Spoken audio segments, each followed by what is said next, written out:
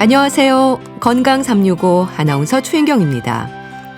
병을 앓고 있는 사람 입장에서는 비교적 수월하고 가벼운 질환은 없습니다.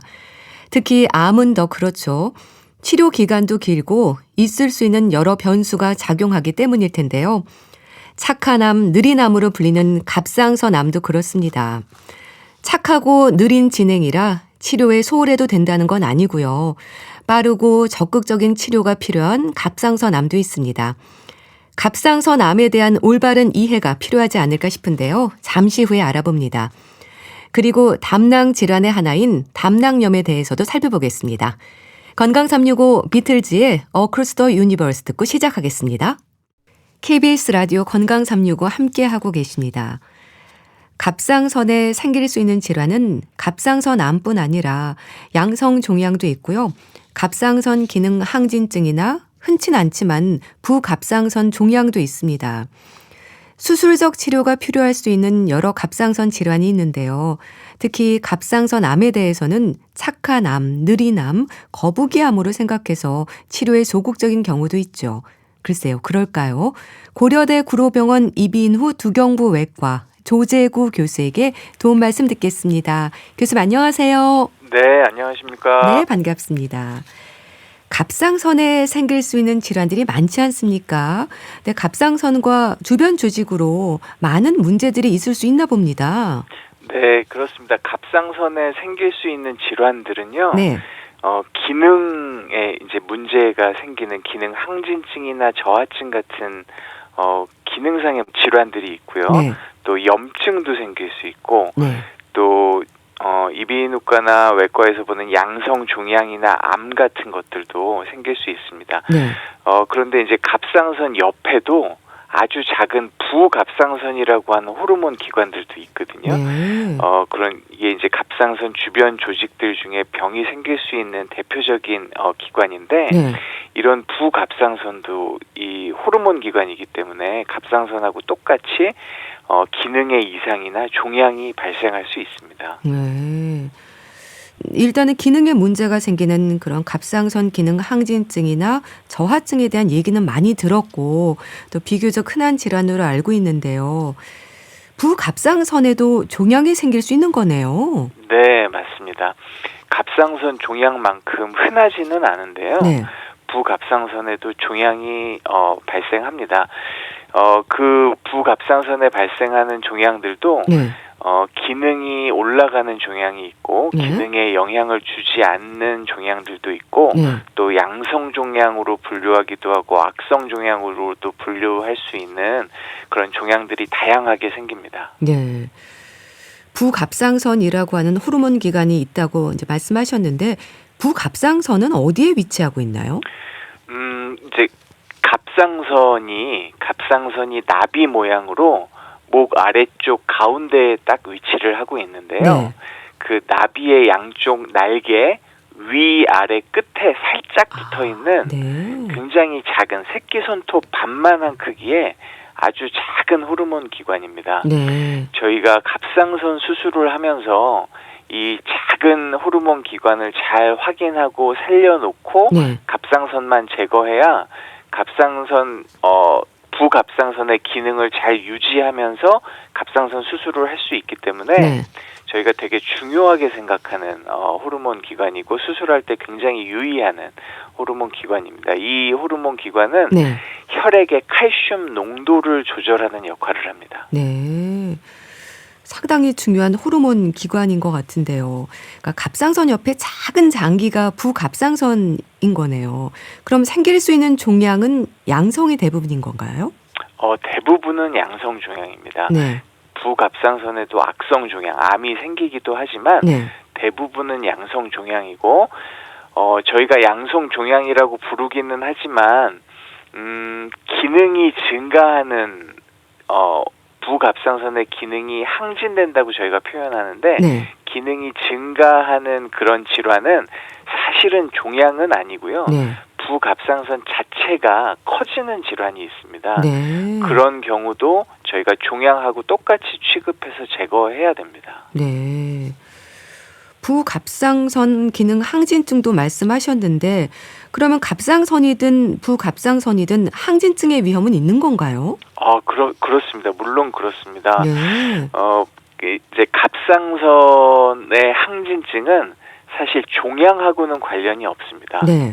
갑상선의 종양은 갑상선 기능에는 영향을 전혀 주지 못하고요. 정확히 얘기하자면 또 부갑상선의 종양도 네.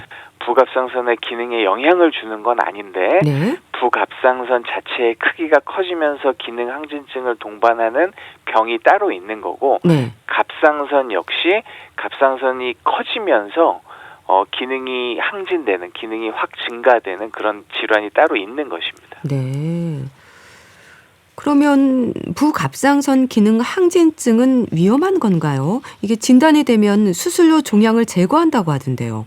네, 맞습니다. 네. 부갑상선의 기능이 올라가면은요, 혈액의 칼슘 농도가 비정상적으로 올라가게 됩니다. 네. 그런데 이 혈액의 칼슘 농도가 하는 일이 네. 되게 많거든요. 아주 이제 직접적으로 가장 위험한 게 뭐냐면 칼슘의 농도가 높아지면 네. 심장이 뛸 때 부정맥이 발생할 수 있습니다. 그렇군요. 네, 그래서 급사도 생길 수 있기 때문에 칼슘 농도가 비정상적으로 올라가는 건 굉장히 위험한 일이고 네. 그게 부갑상선 때문이라면 부갑상선을 제거해서라도 칼슘 농도를 정상으로 맞춰야 합니다. 네. 혈액의 칼슘 농도가 비정상적으로 올라가면 이제 부정맥도 발생할 수 있기 때문에 위험한 거라고 말씀하셨는데요. 그러면 수술로 이 종양을 제거하면 안심해도 되는 걸까요? 수술로 종양을 제거할 때 저희가 부갑상선에서 나오는 호르몬의 농도를 측정합니다. 네. 수술실에서 실시간으로 측정해가면서 제거를 하는데요. 네. 부갑상선이 4개가 있는데 네. 그 갑상선의 양쪽 날개 끝 위아래 좌우로 4개가 이제 존재하게 되는데 네.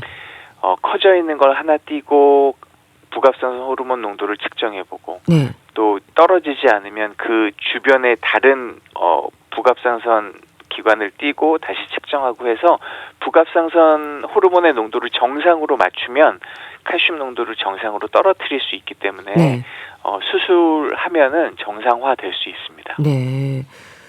부정맥도 발생할 수 있다고 하셨는데 근데 부갑상선 기능 항진증의 경우에 골절 위험도 있습니까? 그렇죠. 왜 그러냐면은 네. 이 부갑상선 호르몬이라고 하는 것이 칼슘 농도를 조절하는 기전이 네. 부갑상선 기능이 증가하면 뼈에서부터 칼슘을 혈액 쪽으로 빼옵니다. 그렇군요. 네, 그래서 뼈에 있는 칼슘이 확 줄어드니까 네. 뼈가 약해지게 되겠죠. 네. 처음 뼈가 약해지게 되면 이제 골통이라고 해서 뼈에 통증을 느끼시게 되고요. 네. 그게 진행이 되면은 조금만 다쳐도 쉽게 부러지는 골절이 생기실 수 있습니다. 네. 네, 부갑상선 기능 항진증 이름도 처음 듣는 분들이 많을 텐데요. 골통을 느끼거나 골절이 생긴다면 알 수 있기는 하겠지만은 보통 어떤 계기로 알게 되나요? 처음에는요, 이 되게 뭐라고 할까, 마치 감기 걸리고 몸살 난 것 같은 그런 아주 일반적인 증상들이 먼저 생기게 됩니다. 네. 근육에 힘이 좀 빠지고요. 몸살 난 것처럼 몸이 아픈데 사실은 이제 뼈에 통증이 발생하면서 네. 그런 증상들이 생기시게 되고 네. 이런 것들 때문에 내원하셔가지고 저희가 피 검사를 해보면 네. 대부분 일반적인 피 검사의 칼슘 농도를 측정하게 되는데 네. 그게 많이 증가되어 있으시면 또 부갑상선 호르몬도 측정해보고 하면서 발견이 되시게 됩니다. 그렇군요. 부갑상선에 대해서 좀 말씀을 들었는데 갑상선의 구조라든지 또 기능에 대한 이해도 필요하지 않을까 싶습니다. 이제 갑상선 어떤 역할을 하는 건가요? 네, 갑상선은 굉장히 중요한 우리 몸에 굉장히 중요한 호르몬 기관인데요. 네. 갑상선 호르몬이 무슨 일을 하냐면 세포가 기능을 할 수 있는 기본적인 힘을 줍니다. 네. 그러니까 에너지를 만드는 그 세포 안에 에너지를 만드는 역할을 해주는데요. 네. 쉽게 말씀드려서 갑상선 호르몬이 확 떨어지게 되면 어떤 일이 생기게 되냐면 네. 머리카락이 빠지고 몸이 붓고 네. 환자분이 기운을 쓸 수가 없어서 거의 누워서 지내시게 됩니다. 네. 그래서 이런 몸 안에 기본적인 기능들을 하게 만들어주는 호르몬이 갑상선 호르몬이거든요. 네. 그래서 이게 너무 넘쳐도 환자분이 막 안절부절 못하시고 땀도 많이 흘리시고 체중도 굉장히 많이 빠지시고 하는 증상들이 생기시기 때문에 네. 갑상선 호르몬 기능을 정상으로 유지해 주는 게 굉장히 중요합니다. 네. 또 갑상선이라고 하는 게 위치가 목의 아래쪽 정 가운데 기관지 위에 부착되어 있습니다. 그래서 위치도 되게 중요한데요. 이게 숨구멍 바로 주변이어서 네. 여기에서 암이 생기거나 종양이 생겨서 숨구멍을 누르거나 숨구멍 안으로 이렇게 암이 진행돼서 뚫고 들어가는 경우도 생길 수가 있습니다. 그렇군요. 네네. 그렇게 중요한 기능을 하는 기관인데요.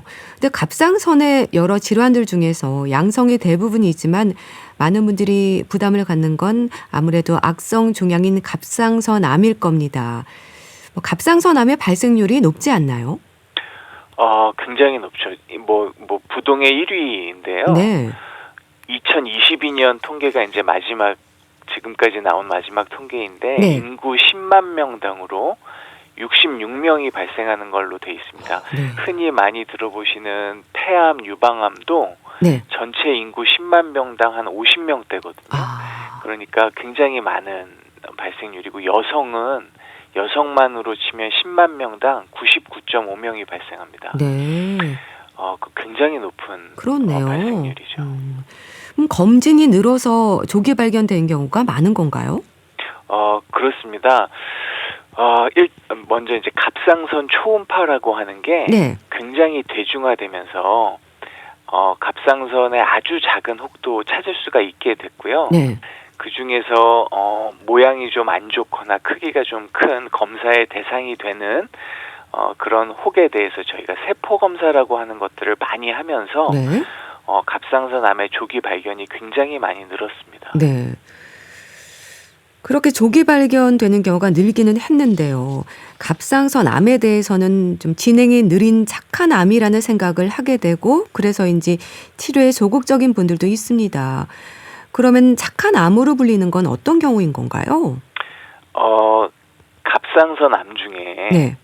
대부분을 차지하는 분화암이라고 하는 게 있습니다. 네. 이 분화암이라고 하는 게 뭐냐면 갑상선의 정상 세포랑 이 분화암의 암세포의 모양이 거의 유사합니다. 그렇군요. 정상 세포 모양에 비슷하다고 해서 잘 분화됐다 이렇게 표현해서 분화암이라고 저희가 부르는데 네.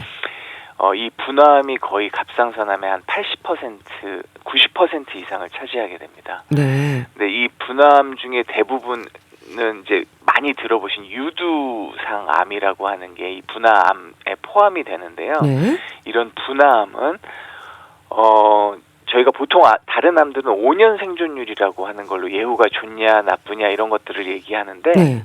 분화암은 30년 생존율을 따집니다. 30년이요? 네, 5년은 모두 다 살아계시니까 따질 수가 없고요. 네. 30년 생존율도 90% 이상입니다. 네. 그럴 정도로 예후가 좋고 어떤 논문에는 30년 생존율을 따져봤더니 정상인들보다 더 오래 살더라. 건강에 더 유의를 하시기 때문에 네. 더 오래 살더라 하는 통계들도 있을 정도로 굉장히 예후가 좋은 암입니다. 네. 그래도 이제 그렇게 다행히 갑상선암의 가장 많은 부분을 차지하는 이제 분화암에 또 일부인 유두암에 걸리면 조금 안심을 하시는 분도 계실 것 같긴 한데 그래도 간단한 수술이라는 게 없는 것처럼 암은 암이지 않습니까? 대수롭지 않게 여기면 안 될 것 같긴 한데요. 심지어 절대 착하지 않은 암도 있다면서요? 네, 그렇습니다. 이제 저희가 여러 이제 신문이나 방송에서 보도된 것처럼 네. 너무 많이 진단한다.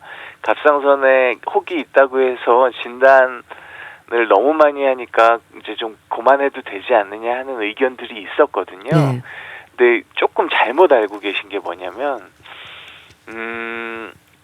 일단 진단은 받으셔야 됩니다. 왜 그러냐면 네. 갑상선암의 대부분은 좋은 암이지만 간혹 안 좋은 암들이 있기 때문에 네. 안 좋은 암일 경우에는 바로 수술하고 굉장히 적극적인 치료가 필요한 암들이거든요. 네. 그런데 그냥 이런 여러 가지 방송이나 이런 데서 나온 얘기를 듣고 혹이 있어도 그냥 진단을 안 받고 세포 검사나 이런 것들로 어떤 암인지 분류를 안 하고 네.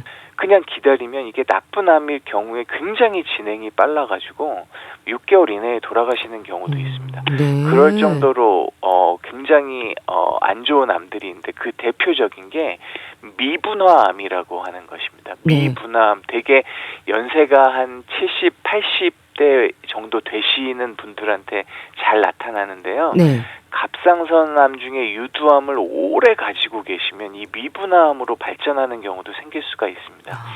그래서 이 미분화암으로 확인이 되면은요. 네.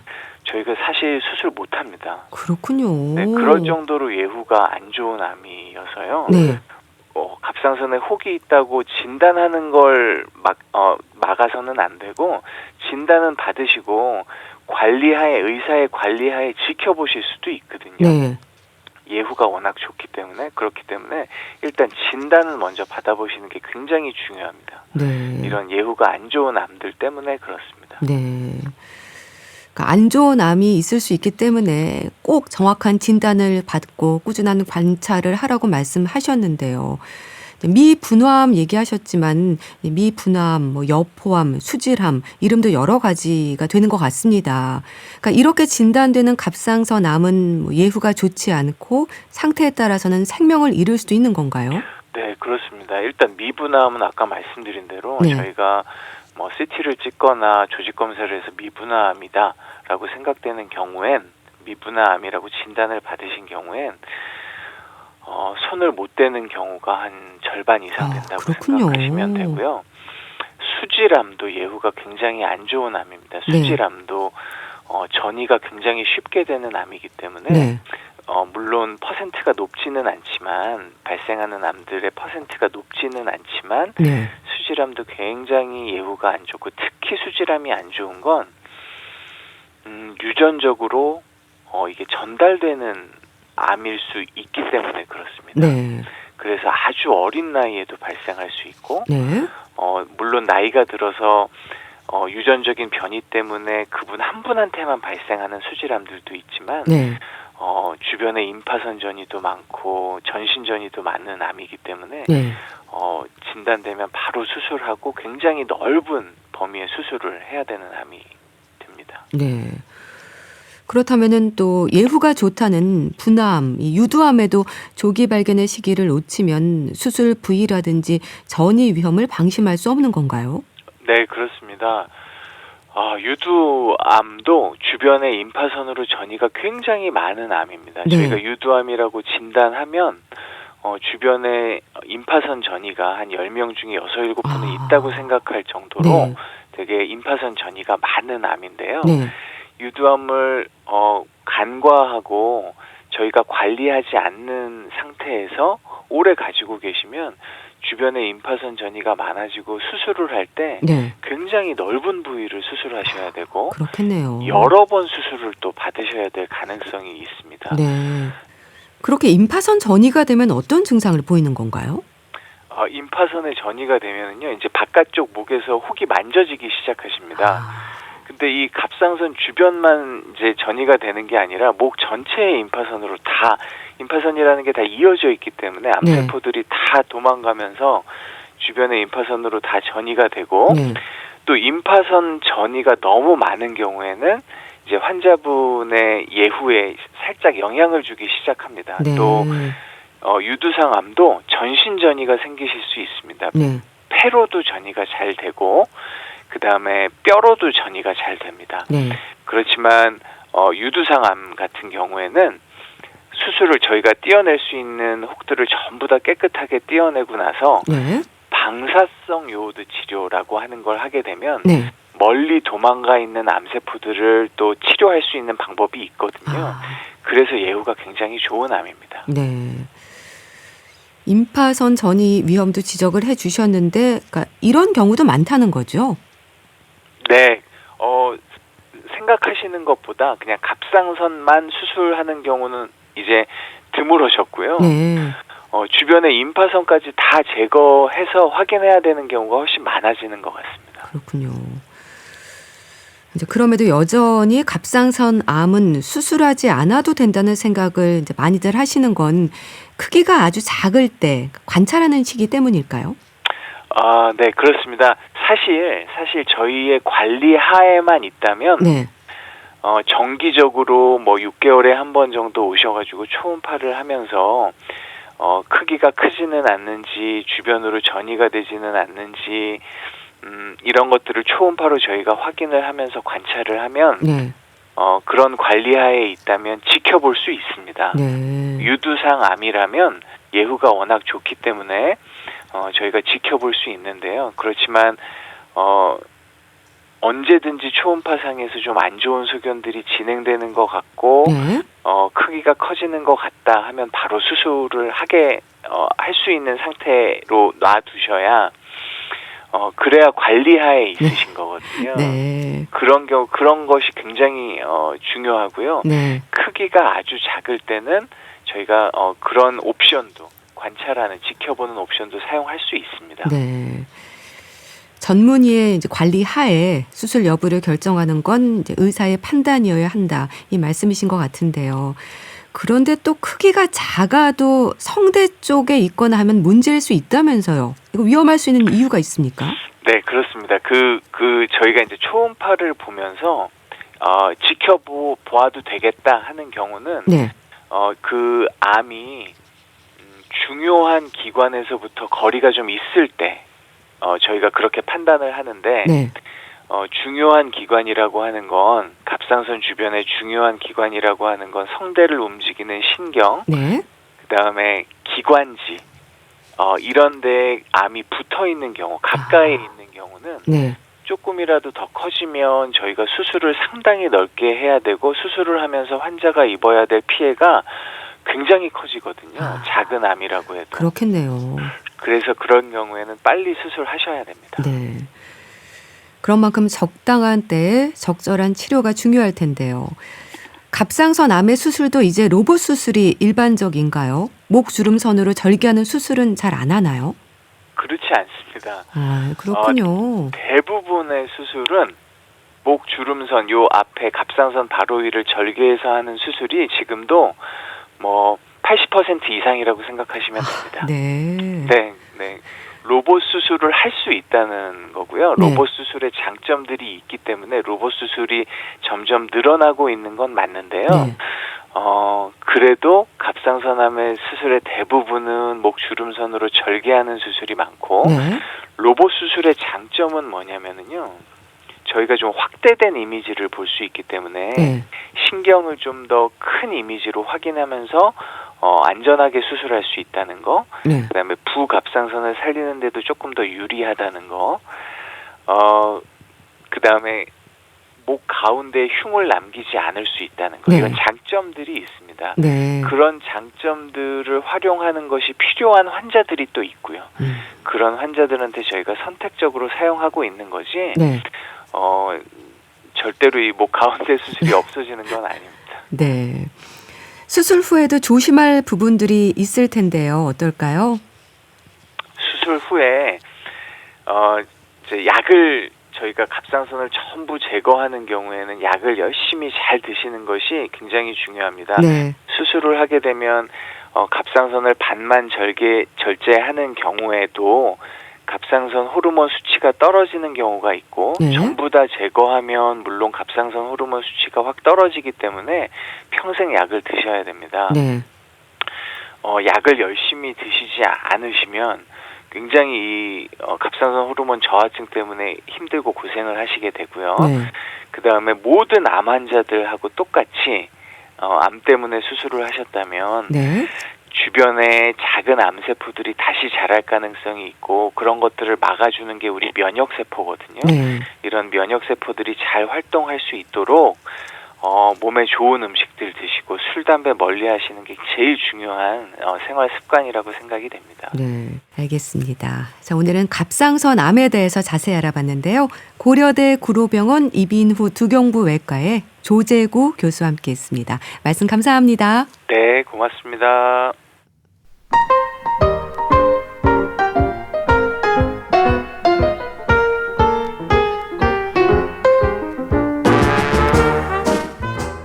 건강한 하루의 시작. KBS 라디오 건강 365.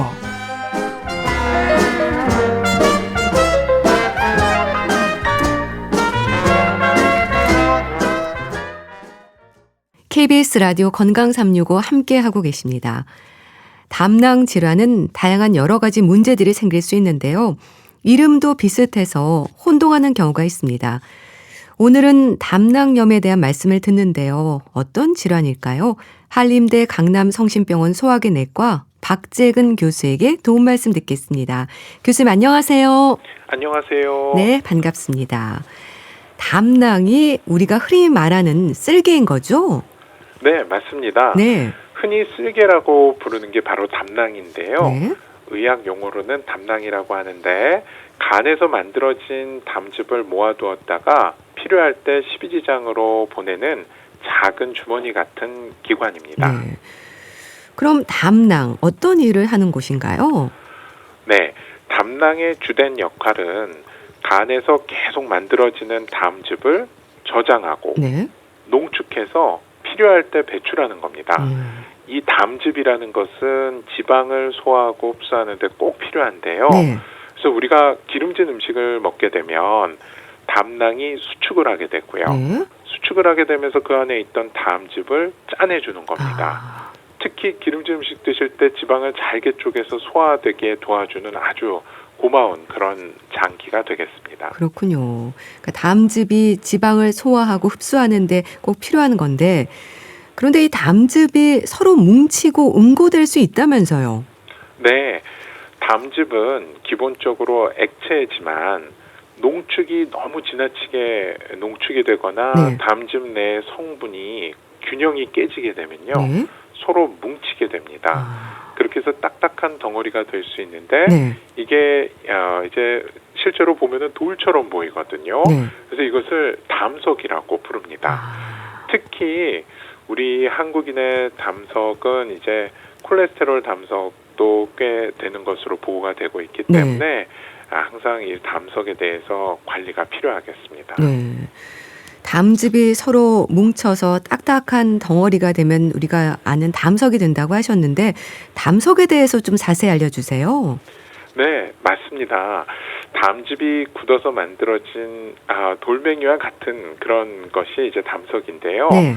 담석은 크기도 모래알 만하게 작은 것부터 달걀 만한 것까지 크기가 다양한데요. 네. 문제는 이것이 담낭 안에서 돌처럼 굴러다니거든요. 아, 그러다가 이제 작은 통로를 막아버리면, 즉 담즙이 나가는 통로를 막아버리면 네. 염증을 일으킬 수 있다는 점이 문제입니다. 네. 그 염증을 일으킬 수 있다는 게 이제 문제가 되는 만큼 담석이 담낭염의 위험을 높이는 건가요? 네, 담석이 담낭의 출구를 막게 되면 담즙이 빠져나가지 못하게 되거든요. 네. 그럼 담즙이 고여서 세균을 증식하게 되고 이때 담낭벽에 염증이 생깁니다. 네. 이게 바로 담낭염이고요. 네. 담석이 담낭염의 가장 큰 원인으로 꼽힙니다.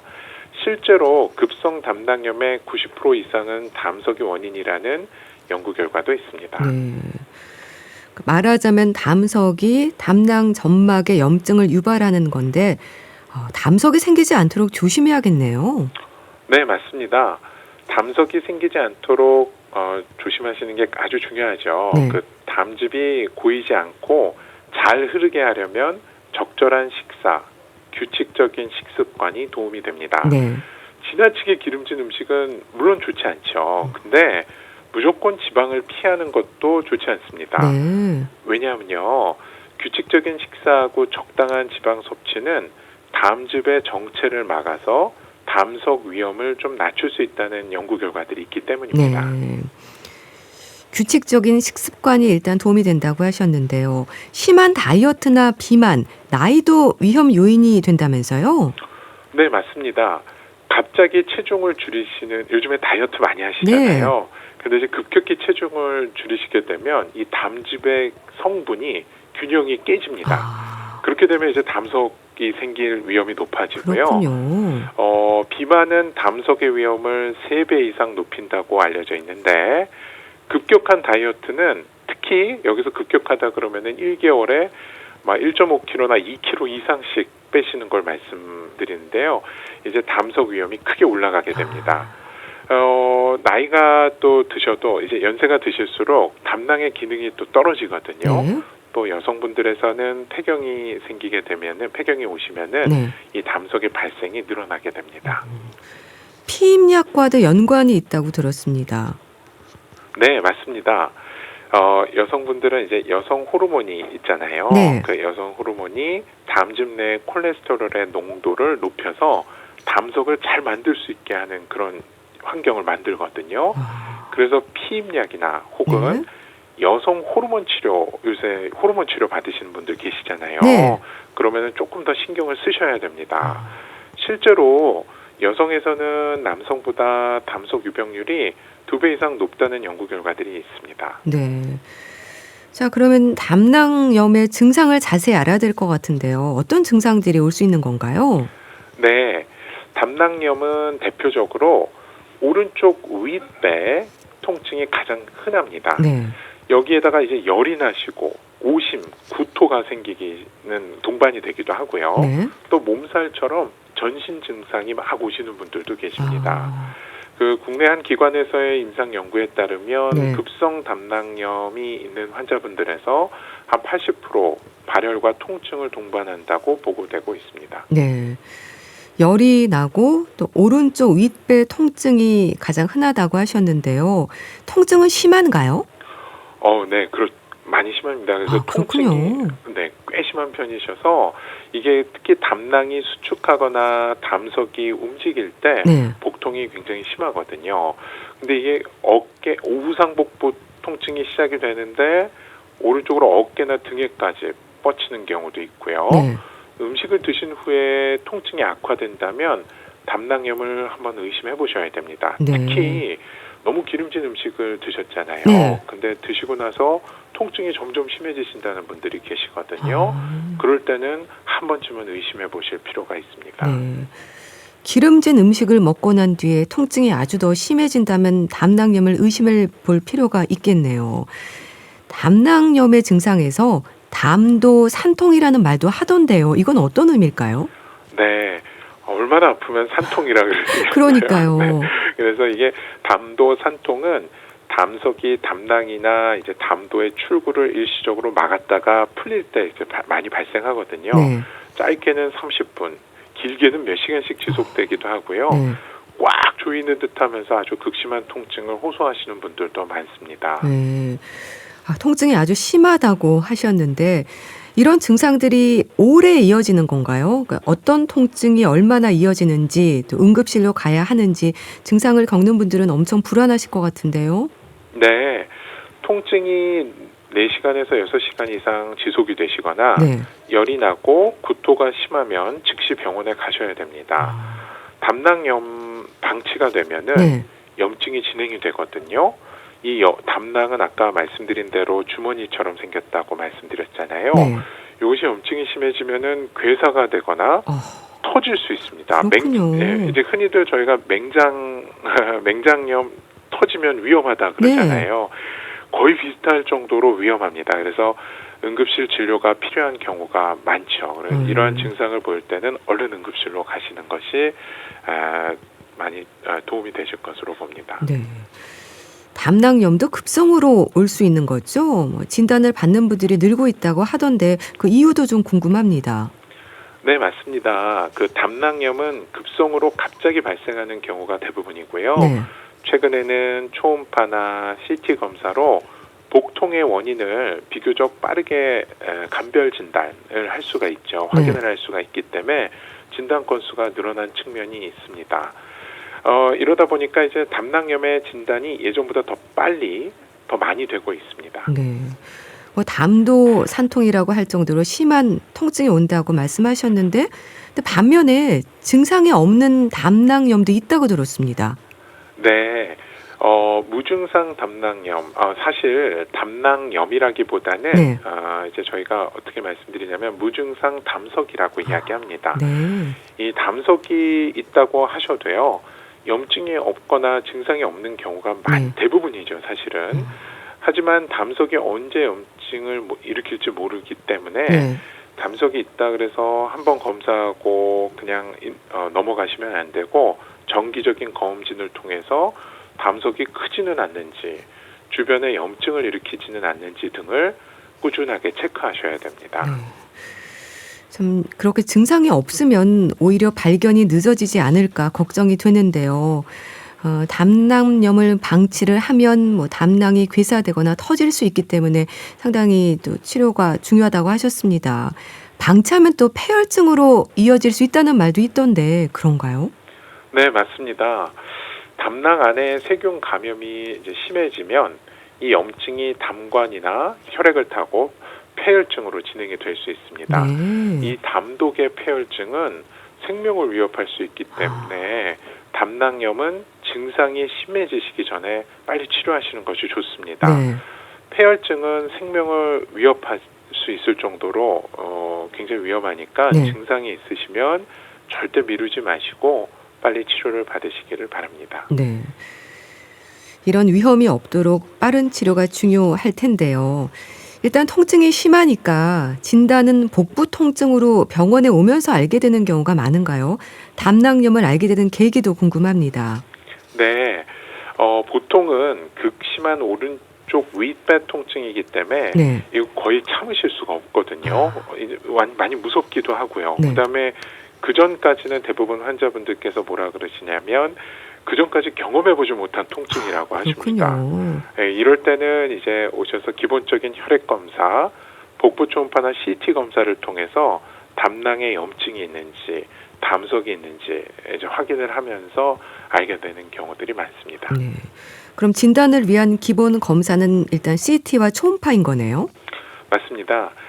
가장 흔히 하는 검사는 이제 쉬우면서도 빨리 할 수 있으면서도 제약이 좀 덜한 네. 복부 초음파인데요. 네. 담석과 담낭의 상태, 또 그로 인한 합병증을 보기 위한다면 네. 필요하다면 CT로 담낭의 주변까지 더 자세히 확인하기도 합니다. 네. 그런데요, 진단이 내려져도 혹시 조금 지켜봐도 되는 경우도 있습니까? 네, 담낭염의 경과에 따라서 좀 다른데요. 네. 염증이 아주 경미하신 분들도 계시거든요. 아. 증상이 너무 가벼울 때는 이제 항생제를 쓰면서 경과를 보기도 하지만 네. 이게 증상이 심해지면은 이제 재발 위험이 높고요. 네. 증상이 심하면은 당연히 치료하셔야 되고요. 네. 또 증상이 경미하다고 해도 재발 위험이 높기 때문에 대부분은 수술로 담낭을 제거하는 걸 권고합니다. 네. 일단은 치료에서 항생제부터 처방이 되는 거네요? 네, 맞습니다. 급성 담낭염은 네. 세균 감염, 이제 염증이 있기 때문에 항생제 치료를 빨리 시작을 하면은 좀 염증이 가라앉거든요. 그러면 담낭의 염증이 어느 정도 가라앉게 되면은 훨씬 수술하시기도 편하게 되고요. 네. 그다음에 증상도 좋아지는 경우들이 많습니다. 네. 그러니까 일단 염증을 가라앉히는 게 중요한 것 같은데 염증이 가라앉으면 통증도 좀 가라앉겠네요. 네, 맞습니다. 우선 염증이 가라앉으면 통증도 좀 가라앉기 때문에 네. 또 일부 환자분들은 그냥 항생제만 치료하고 나는 수술 무서워서 안 한다고 하시는 분들도 네. 계시거든요. 네. 근데 꼭 간과하시면 안 되는 게 네. 이게 재발하는 경우들이 꽤 됩니다. 그래서 근데 재발이 언제 재발할지 모르잖아요. 그렇죠. 예를 들면 뭐 여행을 가시거나 아니면 뭐 오지에 어딜 가셨는데 재발이 되는 경우에 굉장히 난처해지는 경우들이 많습니다. 네. 생명도 위험해지고 네. 그래서 꼭 재발의 가능성을 염두에 두시고 되도록이면 이제 수술을 통해서 염증이 있었던 담낭을 제거하시는 것이 좋겠습니다. 네. 재발 위험이 좀 높아서 수술로 담낭을 제거하는 걸 권고를 한다고 하셨는데 그럼 본격적인 치료라고 한다면 일단 수술인가요? 네. 급성 담낭염에 특히 담석에 의한 경우에는요. 네. 근본적 치료는 담낭 절제술입니다. 아. 이제 여쭤보시거든요. 네. 뭐라고 그러시냐면 담낭에 있는 돌만 뺀다든지 네. 아니면 그걸 깨서 뭐 물을 많이 먹으면 오줌으로 나오지 않냐고 여쭤보시는 분도 계신데 네. 요로결석과는 좀 달라서요. 아. 담낭에 있는 담석은 담낭 자체를 제거해야 네. 다시 염증이 생기거나 재발하는 걸 막을 수 있습니다. 그렇군요. 그러면 담낭 절제를 그렇게 해도 소화 기능에는 문제가 없습니까? 네. 대부분은 큰 문제가 없습니다. 네. 근데 담낭이 없어도 간에서 바로 담즙이 흘러나오기 때문에 소화가 가능하시거든요. 네.